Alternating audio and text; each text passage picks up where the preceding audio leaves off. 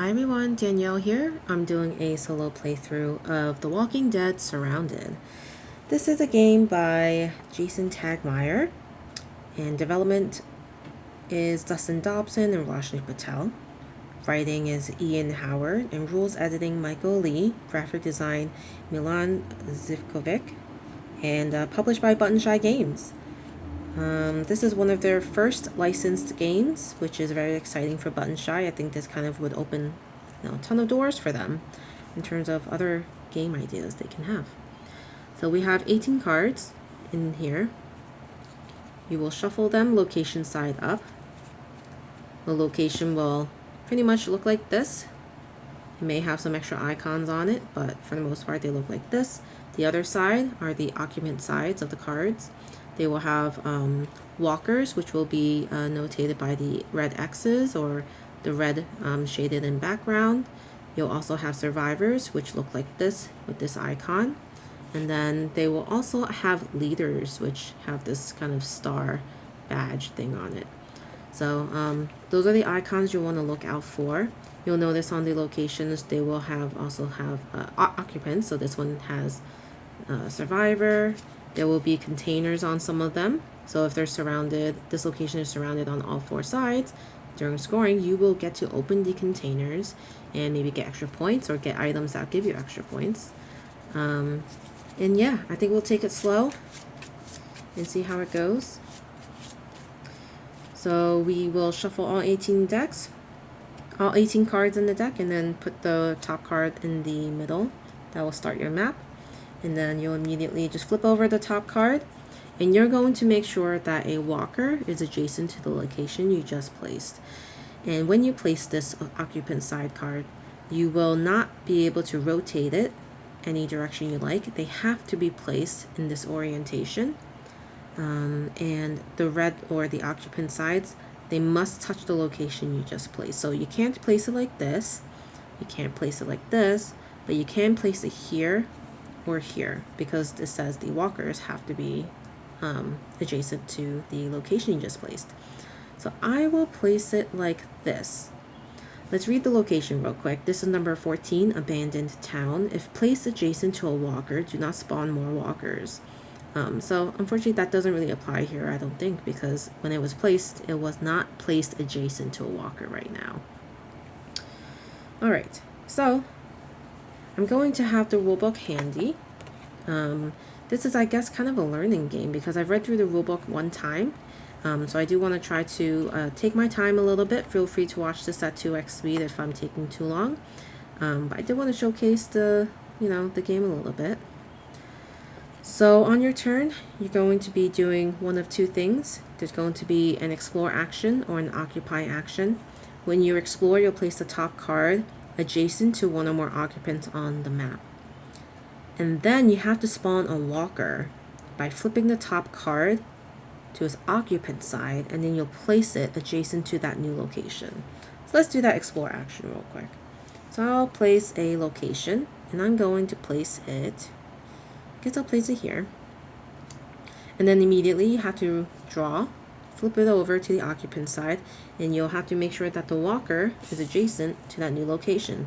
So the survivor camp, it says if there are no leaders placed here, promote a survivor to a leader. So that pretty much happens at the end of the game when you score. But anyway, I spawned this walker. It has to be adjacent to the location I just placed. The only option is to place it here. The other thing we can do is occupy. So we'll flip the top card to its occupant side and place it adjacent to one or more locations on the map. So I'll go ahead and do that. So we get to place this pretty much anywhere we want. I guess I'll put it right here for now. And then we will do another explore action. We'll place this location down, and I'm going to place it here. And just so you know, you can probably already see there's going to be a checkered pattern between the occupant side and the location side. So you're not going to be able to place this location here because it's not going to be adjacent right now to any of the occupant side cards. So now immediately we flip over this card, And as you can see, the walker is on this. I can't actually place it on top of the location I just placed, which is City Park. So I have to place it at another location right now. So I think I'll place it up here. The walker has to be adjacent to another location if it can't be placed on the new location. Looking at this, I'll place this down to do another explore. I'll do it here. It's getting cut off a little bit. Let me recenter my screen. Okay, that's a little bit better. Yeah, I'll go ahead and spawn. Wait, did I put? Yeah, I put this gas station here. I'll spawn a walker, which has to go here because this is the walker. It has to go adjacent to the location I just placed. Keeping in mind some of the scoring here, at the end of the game there will be a battle. So basically, walkers versus humans, eliminate each walker by eliminating a human at the location. If there are more walkers than humans, eliminate as many walkers as possible, and the remaining walkers overrun the location. And if there are 2 leaders or more remaining at the location, those leaders all eliminate each other. And then scoring, you get 1 point each for a survivor. Leaders get 1 point each plus 1 point per survivor at that same location. And you'll get -1 point per icon. And then a closer look at some of the containers, you can get additional points here for any of those. Okay, so we'll take an occupy and we'll put this somewhere. So looking at this location, there are 2 walkers, so we will want a human there, definitely. So we'll place that there, and I'm going to do another occupant, and we'll put that there, and that should take care of those walkers. And then just looking at this, we should be able to take those out with these 2. Oh, something I forgot to mention is we have the option to use the ability of one human that became adjacent to a location, either from occupying or spawning a walker after exploring, but you cannot use more than one ability per turn. So you'll notice this says look, this one says burn, and this one says move. So how those work, moving says move 1 occupant card to another valid spare location, valid space at a location it is currently adjacent to. So if I wanted to move this occupant card, if I had just placed it, I could move it adjacent to the city park and place it here if I wanted to. And then the other keywords were look and burn. So look says look at both sides of the top or bottom card of the deck, and then you could return the card afterwards. I'm assuming you return it to where it came from. And then burning says return any card from the map to the top or bottom of the deck, location side up. So if there's something you don't like on the map, you get to decide if it's going to be placed location on the top or bottom, but location has to be face up, obviously, because it's in the deck. Okay, so yeah, that's what that means. All right, so let's do another occupy. And I do think we'll want to burn a card. So I'm going to place this here. And we're going to burn this card. We're using this burn action to burn this card. So that means I will put this face down, while location side up, and I'll put it to the bottom of the deck. I'm going to do another occupy. Okay, so in this case, I'm going to, yeah, I'll place it here. And I could do a look, and I will look. All right. I think I like this location. I think it's fine. I don't want the double walker here. That's too much. So I'll say I'm doing explore. So I will place it here. And then I have to immediately occupy it. Ooh, so I can't actually place this card adjacent to this one. So I have to place it at another location that I can, where the walker is adjacent. So I'll do that here. All right. So we'll go ahead and do, so this location is interesting. If it's completely surrounded, give me +2. That might be good. So I think I'll place that location here. It says number 16 downtown. Walkers here are doubled. Each X icon counts as 2. So definitely when we spawn something new, we have to hope that it's not going to work. Good. So this can't be placed on the downtown because it would need to be placed on top or bottom, and it's already full. So we have to place this on another location. And I'm going to have to place it down here. Sorry, it will get a little bit cut off, but that's fine. I will occupy, and I'm going to place it here. That's a leader.